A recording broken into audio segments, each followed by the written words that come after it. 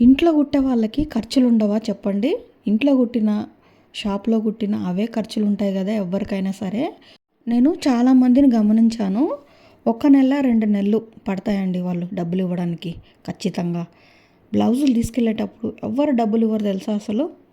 మనం ఏదో కూరగాయల ఖర్చులకైనా వస్తాయని చెప్పి ఇంట్లో స్టిచ్ చేస్తూ ఉంటాము. చిన్నపిల్లలు ఉన్నా సరే వాళ్ళు పడుకున్నప్పుడు ఒకటో రెండో కుడతాము. ఆ ఒకటో రెండుకి కూడా తీసుకెళ్ళేటప్పుడు డబ్బులు ఇస్తే ఏమనిపించదు.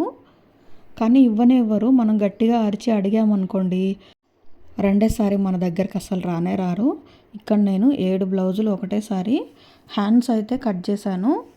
మిగతాది ఎందుకు కట్ చేయలేదంటే ఈ ఫుల్ హ్యాండ్స్ వచ్చాయి కదా, క్లాత్ వచ్చి 80 సెంటీమీటర్సే ఉంది. అందుకని కొంచెం అతుకులు అయితే పడాయి ముందు భాగానికి. అందుకని సపరేట్ కట్ చేశాను. ఇవి మొత్తము ప్లెయిన్ బ్లౌజెసే. మా సైడు ప్లెయిన్ బ్లౌజెస్ ఎంత నడుస్తుంది కాస్ట్ అంటే 100 రూపీస్ ఇస్తారండి ఒక ప్లెయిన్ బ్లౌజ్కి. మీ ఏరియాలో ఒక ప్లెయిన్ బ్లౌజ్ కుడితే ఎంత కాస్ట్ ఇస్తారో కామెంట్ చేయండి. ఈ సమ్మర్ హాలిడేస్ అయిపోయిన తర్వాత మా బాబును కూడా స్కూల్లో జాయిన్ చేపిస్తున్నాము. ఇంకా ఇంట్లో కుట్టకుండా చిన్న షాప్ అయితే పెట్టుకుందామని అనుకుంటున్నాను.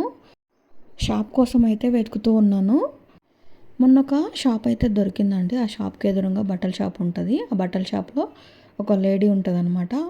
ఆమెను అయితే అడిగాను, ఆ షాప్కి ఎదురుగానే ఉంటుంది కదా, బాగుంటుందా ఈ షాపు అది ఇది అని అడిగితే ఆమె చాలా స్వార్థంగా అయితే చెప్పిందనమాట. ఆమె చెప్పిన మాటలు విని మనుషులు ఇలా కూడా ఉంటారా అనిపించింది. ఏం చెప్పిందో నెక్స్ట్ వీడియోలో చెప్తాను.